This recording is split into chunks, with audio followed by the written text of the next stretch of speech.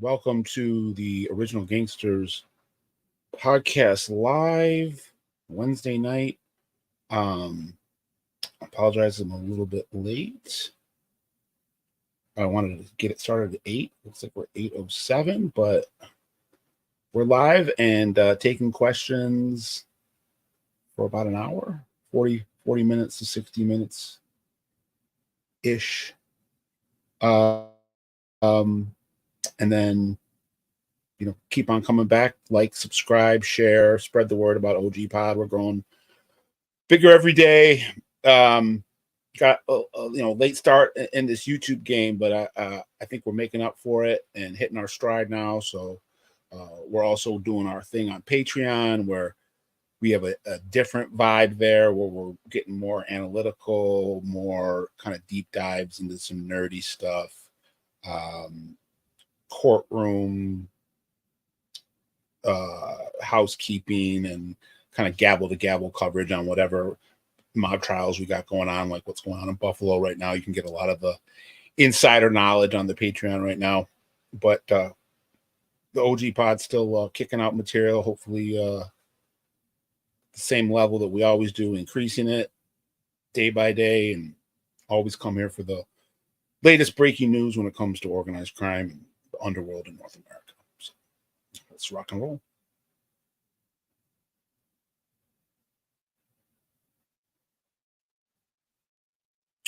Any books or resources on Frank Nitti and Murder Row? Christian Cipollini, that's from Mike Hopkins. Thanks for chiming in, Mike. Christian Cipollini's book, Hitman, about Chester Campbell Wheeler, is a good resource. There hasn't been a great chronology of Usher and Murder Row and the Michigan Democratic Social Club, and then the Michigan Democratic or Michigan Confederated Democratic or Michigan Democratic Confederated Social Club, and then the massacre that happened in 79. I'm hoping as we grow, we're going to start doing some more drug dealer, urban crime retrospectives, and talk a lot about whether it's BMF or Young Boys Incorporated or Supreme Team. In the case of what we're talking about here in Detroit, for people that might not know, Detroit's Black Mafia was created in around the 50s, 60s. It didn't evolve into the Frank Nitti Murder Row era into the 70s, when things got really dark. And that's what he's referring to when Mike talked about Frank Nitti, Usher, and Murder Row. So Frank Nitti, Frank Usher, Francis Usher, aka Big Frank Nitti, was the preeminent black mob godfather of the 1970s. He was actually groomed by Tony Giacalone and Billy Giacalone, the Italian mafia in Detroit. Came up as a shoeshine boy, errand boy, gopher for them as a young boy at the Lusad, their social club back in that era, the lower upper east side of Detroit social club. That's what it stood for, Lusad. And in the 70s, as Usher was coming into manhood, they financed and backed him in opening up a organized gambling, extortion, murder for hire ring all across Detroit, not just on the east side where a lot of it began, but Usher was also on the west side. And Frank Usher created this Murder Row crew, which was a lineup of just old school, and at that era, in that era of the 70s, old school and new school African American hitters, guys that had a lot of bodies, and killed for sport, and put them all together. And with the co-signing of the Giacalones, they had a lot of juice, moving a lot of dope, controlled a lot of gambling spots, a lot of prostitution, doing a lot of hits. In the case of Chester Campbell Wheeler, going around the country doing hits back then for like $50K a body, and that's 50 years ago. All while being directly connected to the Giacalone brothers. And Frank Usher, I'll close it up with kind of the end of Frank Usher was this July 1979 Michigan Democratic Federated Social Club massacre, which took place in Midtown Detroit. And it was a implosion of Murder Row that Usher was to this day, there's still a lot of confusion on what exactly Usher's role was in the massacre, whether he was a hitter or a hittee, but he was convicted of, and it was a massacre. You're talking triple murder, all three victims beheaded, and it was gruesome. And it took place at the Michigan Democratic Social Club, which it started off back in like the 20s and 30s as a place for African-American Democratic politicians. And Mayor Coleman Young actually spent a lot of time there in his early days. Our old mayor, first Black mayor of a major American city. And eventually by the 60s and 70s, it was run by a guy named Charles Rose, who they call Buddy. Buddy Rose ran it, and he was an old numbers guy. And it became Usher's Murder Row headquarters. And then in July of 79, his right-hand man, Cool Cat Elliott, got locked up on like a Tuesday, maybe. I might be messing up the exact timeline, but within like 72 hours of Usher's main right hand getting locked up, this guy Doc Holliday, his nickname was Doc Holliday, made a move and called Usher and a bunch of Usher's top lieutenants to a meeting at the club, and ended up shooting them execution style and cutting their heads off. One of them being a woman who was the girlfriend of Cool Cat Elliott. And Usher was present. And again, there was still some confusion. He got convicted of it, sentenced to life in prison, and then with help from the Giacalone brothers and them financing his appeal, he got the case tossed. Steve Fishman, friend of the show, shout out to Fish, best federal criminal defense attorney Detroit's ever seen. He is a miracle worker, and a good guy, real good guy. And Fish, after that, Fish can walk on water, man. He got Usher off the hook for a triple beheading. And Usher eventually came out of prison in 94 after being 14 years. And was quiet. It was in back and forth between Detroit and Indianapolis. And I'm being told, I think, to keep moving on. Sorry, Benny. All right. Keep moving. I'm rolling. Can you break each on each of the families in there too? That's a lot of questions. Overall history of each of the 5 families. I probably can't do that right now, but when you're talking about, we can just do kind of the basics. When you're talking about the Genovese, which is the top tier of the 5 families, you're talking about the Bronx, East Bronx, as their the lifeblood of that organization, East Harlem, East Bronx. And then when you're talking about the Colombos, you're talking about Brooklyn. That's always been the seat of power for the Persico mob dynasty. Bonanos right now, their power is in the Bronx with Mikey Mancuso.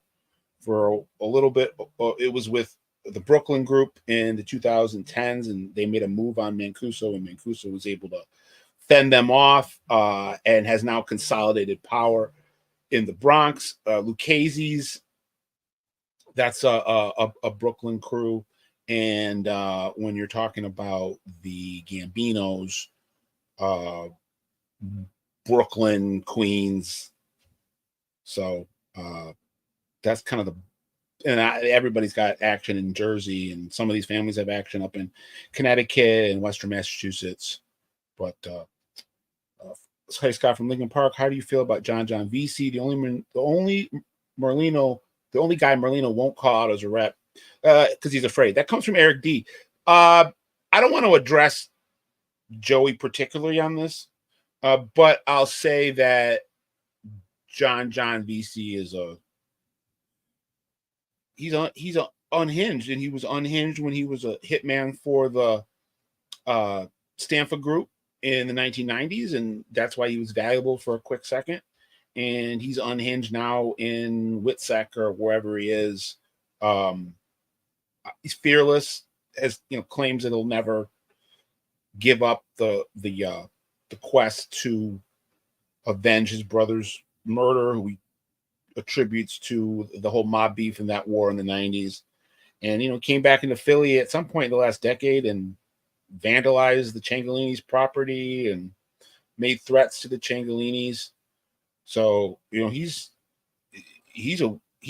way off the reservation. So what do I think about him?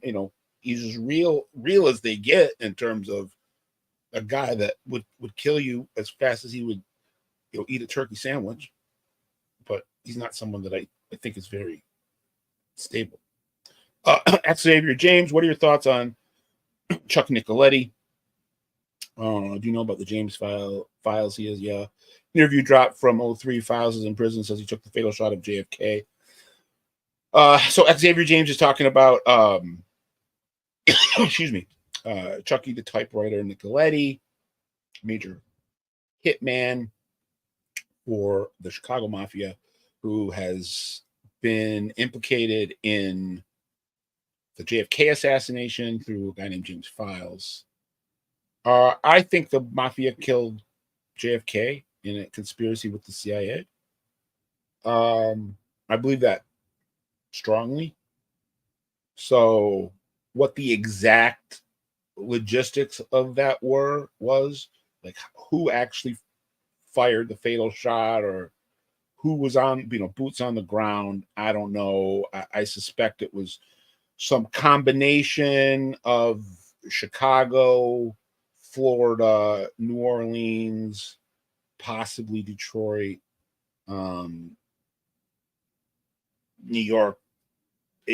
There was a lot of people that had, they had interest in getting JFK out of the way, on both sides of in the underworld, but also in the industrial military complex. From Ruben Mendoza, what's up, Scott? Any updates on the current LA crime? I was talking to a guy. This is Ruben talking about the mafia in Los Angeles, Southern California. I was talking to a source the other day. Guy's an OG and East Coast guy who's been involved in West Coast things. And I don't think there's really a formidable organization per se, but I think there are formidable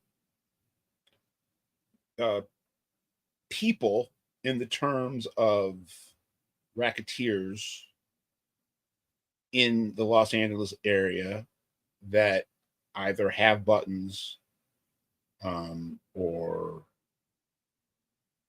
could have buttons, or maybe don't even have buttons, but are affiliated with LCN in one way or the other. And that even though there's not an organization, again, there's still, I think, a good amount of activity.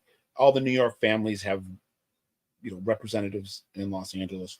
But in terms of the LA mob itself, Tommy Gambino is said to be alleged to be the boss, and his father was Rosario Gambino, Sal Gambino, who was one of the Cherry Hill Gambinos, so OG, like that's as OG as you get, being one of the Cherry Hill Gambinos. So comes from good stock, and I'm going to do a little research and maybe try to report on a little bit more on what's going on out there over the next couple months. From Johnny Pocket, Scott, do you have an email I can message you? Yeah. So you can get me at anybody can get me at. It's my name backwards, Burnstein Scott, BURNSTEIN SCOTT @gmail.com, or you can message the any of our socials, or I'm on Facebook, Twitter. You can message me there as well.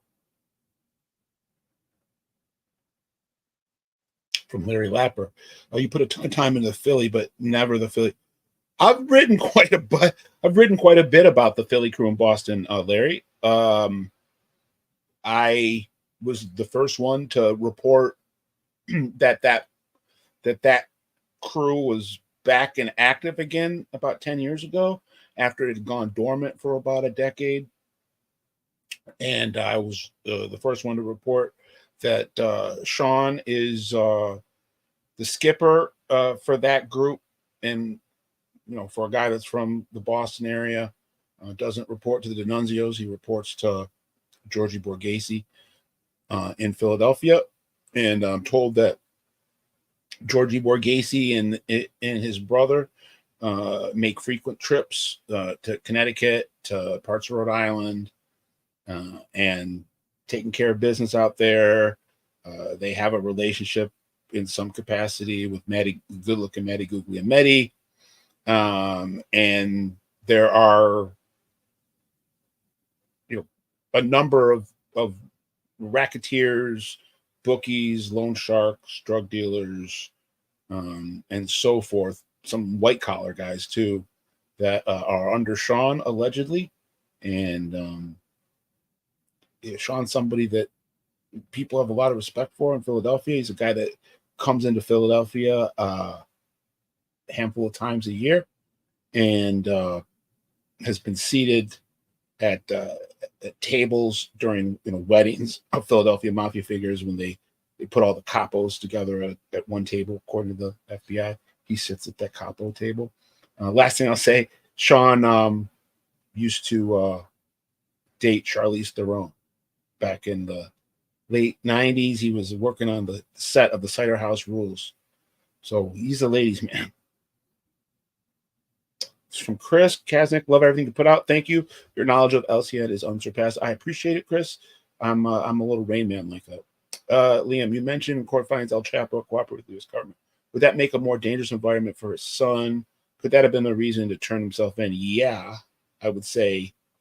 Again, I out of everything we talk about on this on this platform, I never want to say I'm an expert in something that I'm not in. I probably, again, know more than the average person, but I don't consider myself a cartel expert.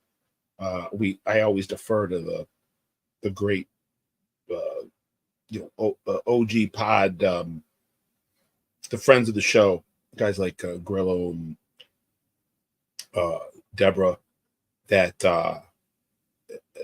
can come in and shed that knowledge. But I will say that it definitely colors a lot of, when it's come out in the last handful of years that El Chapo had been cooperating with the DEA back before he was a Don, when he was still a young drug dealer in California, going back and forth between California and Mexico, and that he had been cooperating back in the 80s, early 90s.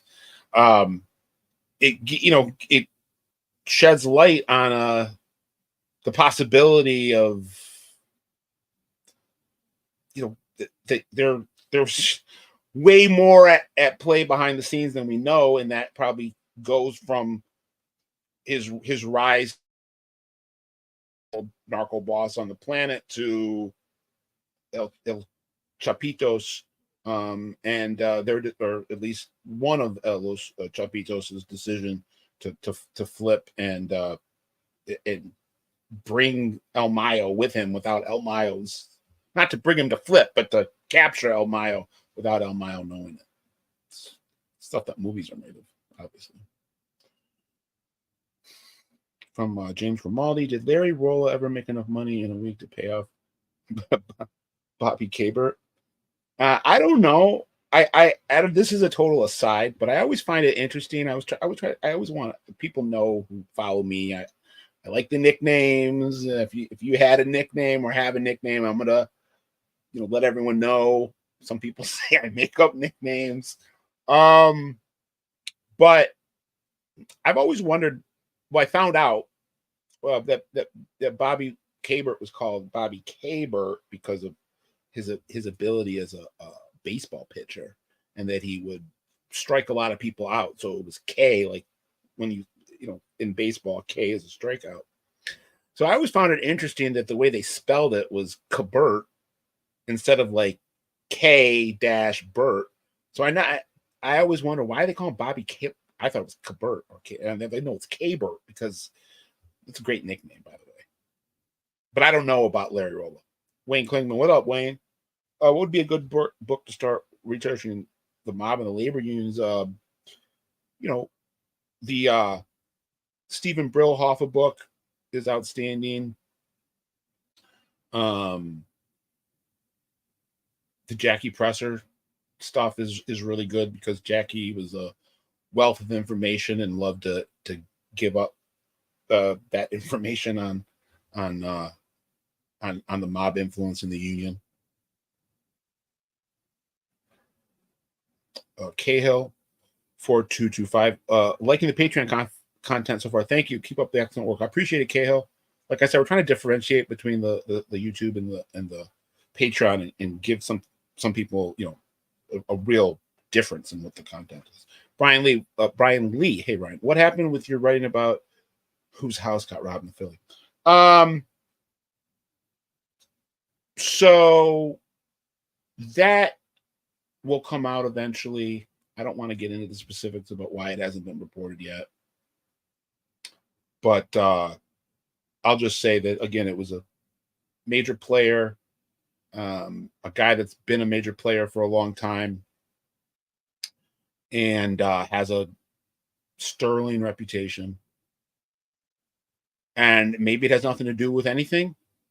Maybe it was just some junkie that didn't know who he was robbing. I don't know. I think we'll know at some point, and it will hit the mainstream news. But it was kind of a collective decision that this wasn't going to be reported at this moment. And again, I think I'll say this: I've been on some of the chat rooms, some of the chat forums, and if you're paying attention to those, there are people that are getting it right. I've seen it. So, but again, I don't want to really go in there. Johnny Roots, was Anthony the St. Louis of the Patriarch Camp family an informant? I you know what? This is what I want to do. Okay, so I want to address something. I don't really, unless we have actual 302s on people, I think it behooves me to not speculate. I got to own my mistakes, and I did a piece of content last year that I regret, and I apologize to the DeFranzo family because it was inappropriate for me. I did a piece of content where I speculated, or I said that I believed that No Nose DeFranzo had been a confidential informant. It's really neither here nor there whether I believe that or how I believe that or whether it's true. The point is, it was not respectful of me, and it wasn't right of me to discuss that or put that out there. He is a guy that is a legend no matter what. And I shouldn't have said anything. So I thought that I could maybe finesse things and talk around the issue, and that's not really fair either. And I was wrong to do that a couple weeks ago when someone asked me about Detroit's alleged underboss, Tony LaPiana, who I want to state for fact and for the record, because I want to address this because, again, by not addressing it last time, it looked like I was saying something that I didn't want to say, didn't mean to say, do not believe. And so if it came out that I was questioning Tony LaPiana's bona fides, I apologize, and I should have been more emphatic in my belief that Chicago Tony's is as straight arrow as you can be in this world. He's as OG as you can be in this world. He goes back to the 60s and the Accardo regime in Chicago and West Side Fifi, Buccieri and Willie Potatoes and the DeFranzos, and this guy, is in his early 80s now and came to Detroit in the 70s. And I would never want to besmirch him as a human being, as a businessman, because he's a brilliant businessman. And from being honest, if someone who studies organized crime, he's never been convicted of a crime, and despite taking a FBI arrest for hijacking back in the 60s. But the belief is that he is a high-ranking member of organized crime, and he's brilliant. I mean, for studying this stuff, he's a ghost. He's one of the all-time greats. And that's not me blowing smoke. I mean, these are facts. This guy gets respect wherever he goes. This guy is feared, respected, beloved, a brilliant mind, both totally legitimately and allegedly illegitimately. So I just want to be very clear on that. So I don't really want to get into speculating who is or was. If we want to talk about Tony or Anthony the Saint, that was a rumor that was going around.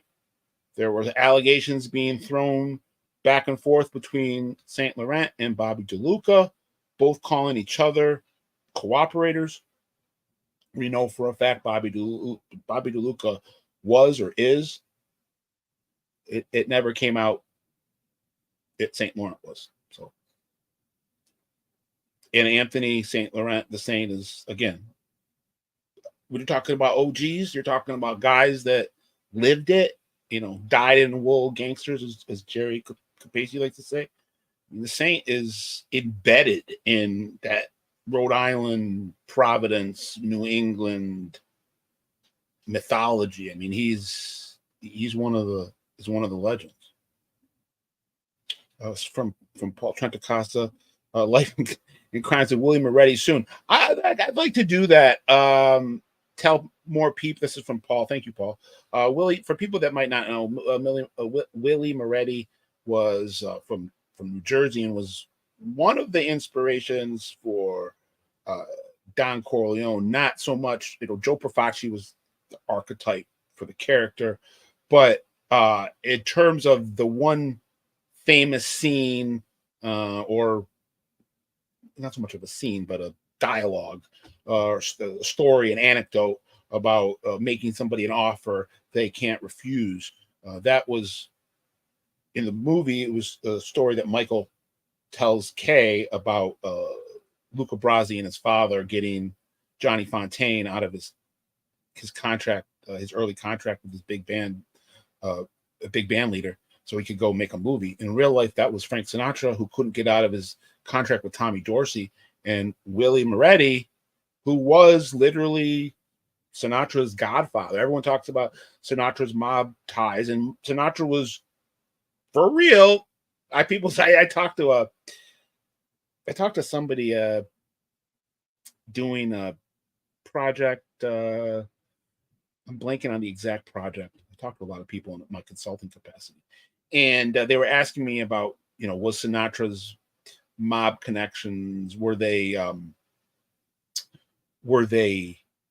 exaggerated? And I said Frank Sinatra was he had mafia affiliates in every city. Everybody, he was connected to every mobster in every city. But it all goes back to Willie Moretti. So it would be, and then Willie was killed unceremoniously because he started to lose his mind, and was laid out kind kind of famously in New Jersey gangland more. But yeah, we should do something more on Willie Moretti. From DJ Roos. Hey Scott, how close were you to actually getting the interview with Joe Messina? Did you ever actually talk to him in person? So I never talked to him in person. I talked to him on the phone a couple times. He wasn't, and I don't blame him, he wasn't truthful to me about where he was. In reality, I was 2 hours from where, 2.5 hours from where he was. And we didn't know that until he died. How close there were some things a couple years ago where there were some investors involved. Looked like we were going to get some real money in to create some content with names like that, and I still eventually want to do that. We've had to kind of be agile and nimble and evolve, just based on sometimes things don't happen, money doesn't come through. But I think if I had the resources financially that I thought I was going to have, I would have been able to create a platform for him to give his first interview. And what I wanted to do, and this is me being incredibly ambitious, and I have no idea if I could have pulled this off. There would have been a lot of logistical concerns with the federal government, but my idea was to use it as kind of a prototype for these, I don't know what we would have called them, but where we could kind of let bygones be bygones. And the idea was to get Messina, Sal Vitale, Richie Cantarella, some other of those guys that all had turned on each other, and maybe back at a table kind of doing an autopsy of what happened. I've been told by a lot of people we would have never been able to get Messina and Vitale in the same room. It's probably true. But I think I could have got it done maybe with one or the other with a group of other people, possibly. Again, it's ambitious, but that was the idea. And then maybe do that with some other organizations or groups now that we're 20, 30 years removed, and people want to make amends. I don't think I'm speaking out of school, because I'm pretty sure he said this on our interview, but Richie Cantarella, he had a lot of love for Joe Messina, and he was eager to reconnect with him, not in any way wanting to hurt him, but to just give him a hug. It sounds crazy, and it because people take the stand against each other, but people are complex individuals, and situations in that world are as surreal as they can be and as convoluted as they can be. And so that's my story about that. From Beige Buddha. Hi Scott, were about LCM members were connect with black hurlers. Oh, you're talking about hustlers. Were Detroit LCN members connected to YBI and Maserati Rick? Okay, so that's a good story. That's a good question. Something I've always looked into. And you can't. So you have the Detroit Giacalone crew, Detroit Mob's Giacalone crew, that had the Frank Usher Murder Row guys underneath their umbrella in the 70s and parts of the 80s, where they were literally on record with the Giacalones and were being used in some cases for mob hits. They're a suspect in a couple mob hits in the 80s as well as the late 70s. That was the heroin era that transitioned in the cocaine crack era, which was Maserati Rick.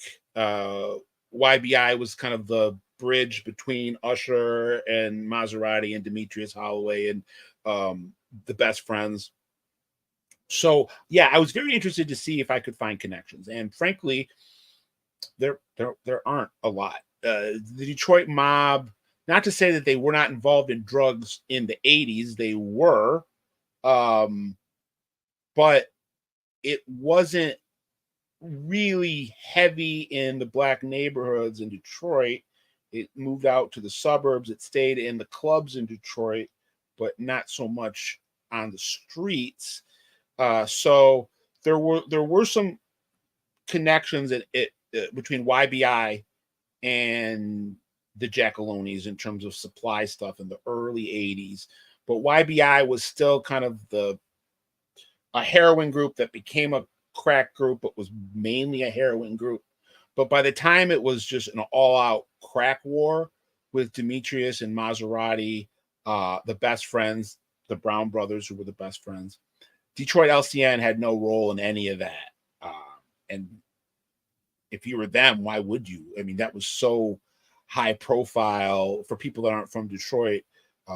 Even as a little kid, I remember, and as a kid, I wasn't interested in this stuff, but it was, you couldn't miss it if you picked up a newspaper or I'd be at my dad's knee playing with my action figures. He'd be watching the nightly news, and it was just so prevalent, all the murders from all these drug gangs. And the Detroit Mafia didn't want any part of that. So they kept their distance, and they still have ties into some African American groups, but they don't really roll that way like they did back in the, I mean, from the 30s into the early 80s. If you were moving heroin on the streets of Detroit, if you were an African American organization, if you were an African American drug dealer by himself, you were getting your stuff from the Italians. So that didn't really start to change until the 80s, 70s, 80s. And then even in the 70s, when some of the sourcing on the heroin started to go outside of Detroit, because Detroit had such a grip on the market, they could control pricing. There was a lot of, not a lot, there was a couple of black gangster mob boss types that went to New York and got hooked up with the Gambinos and the Lucchese, and started getting their drugs that way. And then Nicky Barnes was actually doing a lot of work in between Harlem and Detroit back then, and that involved some LCN stuff. From Big Tasty, Massachusetts guy here, have you heard of the Codfather? I've not. Please, Big Tasty, send me some information on the Codfather, New Bedford. So I'm familiar with Massachusetts because I have a lot of family there. I've spent a lot of my lifetime going back and forth between Detroit and the Boston Providence area, because my mom's side of the family's all out there. And Fall River, shout out to the Heron brothers, which is kind of next to close to New Bedford, and they're kind of classic rivals. I don't know really anything about New Bedford mafia activities per se yet. It's a lot of Portuguese influence in New Bedford, I know. But Fall River, and again, this isn't something that is not public knowledge, but Fall River has LCN presence, both in the past and possibly now, in Timmy the Bat Mello and Joe Ruggiero. So that's near New Bedford, but I don't know about the Codfather. Big Tasty, send me some knowledge. Oh, rig pricing for fish. Okay, makes sense. New Bedford's like a fishing port. I know that. You invade Texas and it's a pissant. All right, I got you. From Walter DeBarros, hey Scott, how you doing? Just wanted to ask what it's like working with White Boy Rick on that documentary. I got nothing negative to say about Rick. It's all love. He's still a brother to me. This is somebody that, I take a lot of, there's a lot of my career and my journey in the world of crime reporting and the world of Hollywood and just the world of dealing with sources and source material that I learned so much. I was with him literally when he was like underneath a prison building. Like they buried him there. He was 35 and nobody knew who he was. Or I shouldn't say no. People had forgotten about him. Nobody cared about him anymore. people knew who he was when you brought him up, but a lot of them didn't either. They didn't know he was still locked up. They didn't know the real story. They confused him with Maserati Rick, who got killed in the emergency room of the hospital in Detroit in 1988. So we built a bond together, starting in about 2006, and forged that bond that eventually created the groundswell that created the opportunity for him to get out of prison via not just the documentary, but a lot of, so many different people that were tugging on the same side of the rope. He is an incredibly charismatic, thoughtful, kind-hearted man who in this world where everybody wants to play the victim and everybody wants to say that they were screwed, this guy legitimately got fucked like nobody's ever been fucked before by the government, or equal to as bad as anybody's ever been fucked by the government. They prostituted him from the time he was 13 years old, 14 years old. They sucked him dry for information and then threw him in prison when he was inconvenient and wanted him to rot there. So we got him out of prison, and he's living his second chapter, and he's living his best life, and I'm really happy for him.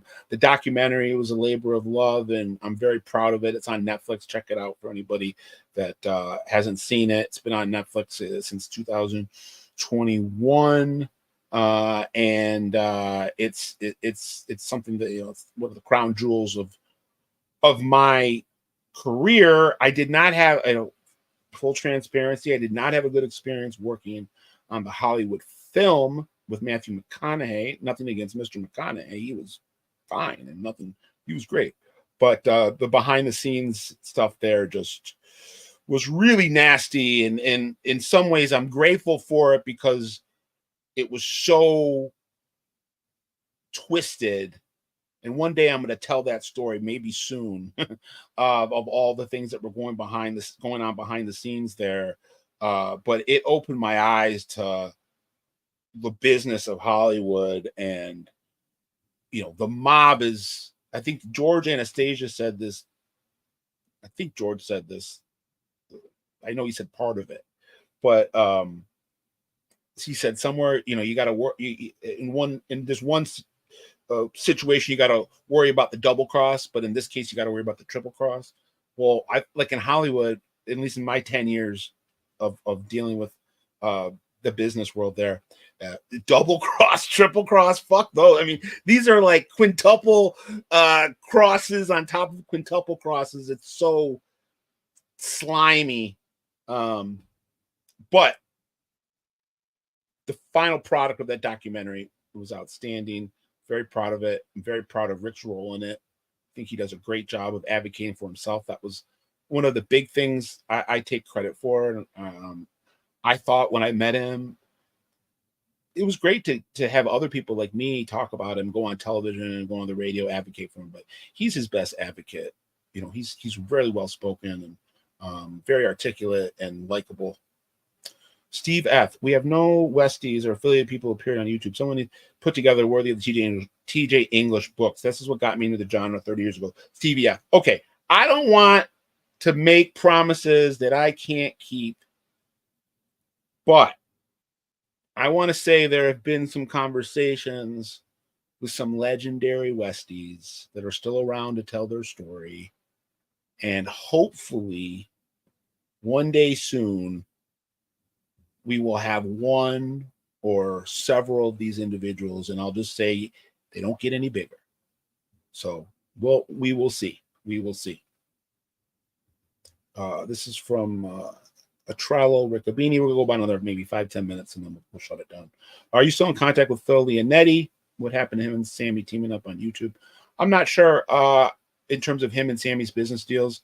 Again, nothing but love for Phil. He gave, just like White Boy Rick kind of gave me my opportunity to prove my bona fides as a crime reporter. Philip gave me my opportunity to expand out of Detroit and start writing about Philadelphia, and gave me the privilege of writing his autobiography with him. And he's not someone I talk to every day or every week or every month or every year, but he's someone that I have an ability to get in touch with, and I always wish the best for. And I go just like with White Boy Rick, I know that Phil's out there living his best life. And what I've always said, what I give him so much credit for, is I've met so many former top shot callers from all different facets of organized crime, and 99% of them sit there, whether it's as a, whether they're in their 50s or in their 80s, and they long for that former life of theirs. And Phil was the first and probably the last, and he was as big as you got. And when he was 30, 32 years old, he was an underboss. He has no longing for that life at all. He's the opposite of Henry Hill at the end of Goodfellas, who says, I gotta just live my life like a regular schnook. Phil loves being a regular schnook, and I give him so much credit for that. So from Trey White. Any info on the Jolly Roger Reid murder in KC? Maybe we'll finish off with this. So Trey, thanks. I love the Kansas City stuff. I love that I've been able to make inroads into that reporting space in the last decade. Hey Scott, what racket? I'll answer these last two. So he asked about the Jolly Roger Reid murder, and I'm gonna do maybe some Patreon deep dive in the coming maybe weeks or months on the Jolly Roger Reid murder. But the Cliff Notes version, it's one of the more just absolutely fascinating mafia murders, at least in Midwest, the last 40 years. Was Jolly Roger Reid was a mob associate and strip club owner in Kansas City. He was close friends with Little Willie Camisano, the mafia prince. And in 1988, I think it was, Little Willie Camisano, Roger Reid, and I believe Roger Reid's wife and Little Willie Camisano's girlfriend went on a trip to Las Vegas for a golfing event, and they were betting on the golf course. And I think Reid thought he was being staked by Willie, or I guess it was never really clear whose money was on the line. But at the end of the day, this was back in 1988. There was like something like a $200,000 tab at the end of the weekend, and whoever was on the other side of that tab either didn't know who Willie Camisano was or didn't care who Willie Camisano was, Little Willie, and started pressing for that money to be paid back. And Little Willie wasn't going to pay it back, so Little Willie started pressing back. And Jolly Roger was called to a meeting at like a motel and strangled to death, like in the month or a couple months after the golf tournament. And there was grand jury convened, and it looked like Willie Camisano could have got indicted for that, but he never did. I know the girlfriend that Little Willie brought, I believe, was in front of the grand jury. But it's a fascinating story. And Little Willie, he died last year, and I know he wasn't my biggest fan. I heard word that he had told people he wanted to break my legs, and I think a lot of it had to do with my reporting on this. That I kind of brought it back up after 30 years, started talking about the Roger Reid murder. But again, it's just so fascinating. It's all in court documents. It's all public record. But I know he didn't love that. So give me the last one about Patty Del Russo. Hey, from Jim Jager. Hey, Scott, from Jim Jager. What rackets does Patty Del Russo have in Chicago? I don't know exactly. I reported in 2023, I believe, that Patty, who used to be the underboss of Casey's, or acting underboss of the Casey mob, had a couple guys working on his behalf in the Cicero area in Chicago. Patty is somebody that was, is the consummate mob politician. He might have politicked his way out of the administration in Casey's, actually, but that we're not exactly, never really got clear understanding of why he's no longer in the admin. But we do know there's a transition happening right now where Big Mike DeSantis is passing things on with the sanctioning of Little Vic behind bars to Georgie Neck, allegedly. So I think that what I know for sure is that there were guys that were, or as of last winter, the winter of 23, so as of 18, 19 months ago, there were guys that quote unquote belonged to Patty Red that lived in the Chicago area. I heard one of them's first name was Patrick, not Patty, but that's the most I'll give. And that there was 2 or 3 of these guys, and that they were checked in with Jimmy I and the Cicero guys. This was before Jimmy I passed away. Patty used to work with the Teamsters and at the airport. Knew a lot of Chicago guys and from his time in prison. So I don't know exactly what he had or has going on, but I know that he had people in Chicago that had some money on the street, some bookmaking, some loan sharking, and I don't know what else. And were working with the understanding of Chicago that they were there on behalf of Patty. So this was 50 minutes. I enjoyed this, guys. We'll try to do this weekly. And again, check out OG Pod for the regular content that we're doing, breaking news, uncovering the underworld, and then check out Patreon, where we're putting up some exclusive content. You're going to have kind of first access to interviews.